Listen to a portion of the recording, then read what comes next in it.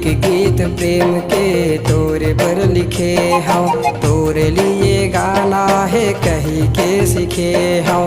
गावत हूँ गीत मोर माया के दीवानी, नवा नवा हवै हमर माया के कहानी। बिन घटा के बादल जैसे करके अंतस मारिम झिम शिवर से, सारा सारा करते बिन माया के हृदय हजर थे।